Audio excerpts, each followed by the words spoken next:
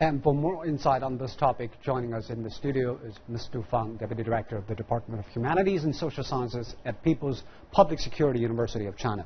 Welcome, Ms. Du. So, what do you think of the challenges facing the authorities in terms of anti-terrorism efforts?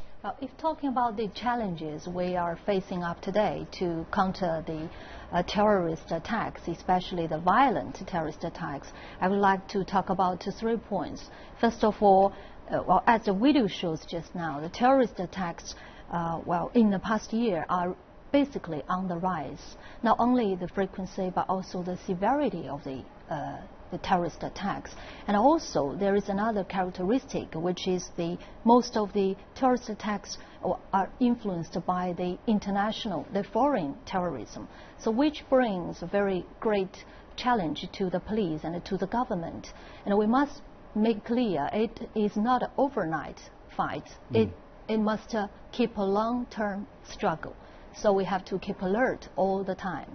And secondly, well, if we notice the target of the terrorist attacks, basically they target the densely populated places at the railway station in Kunming and Guangzhou railway station, and also they target the institutions of the government, the reason why they choose these places, they try to make the huge influence or impact to the internet.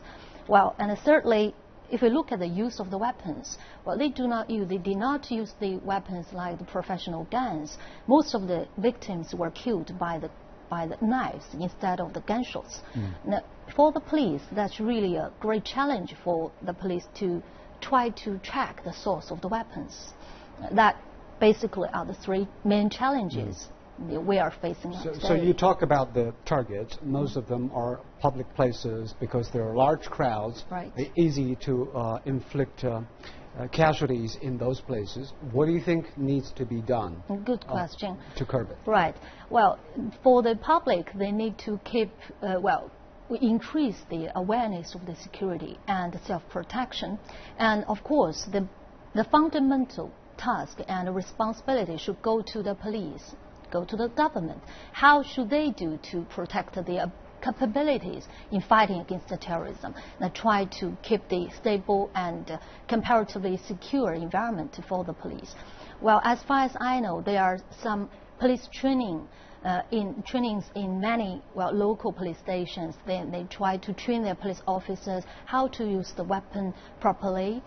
For example, in Shanghai, the latest news tells us that the police officers, they are on the regular patrol with the firearms, which is a very good example to show how the police officers on the front line to facilitated to help the local police people to have the comparatively secure awareness or the feeling.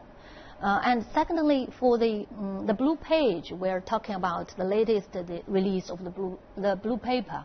Right?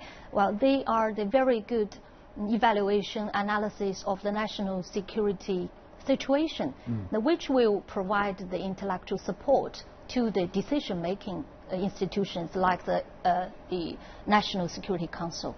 Better strategies, better training, and better awareness. Right. Thank you very much, Ms. Du, for your take.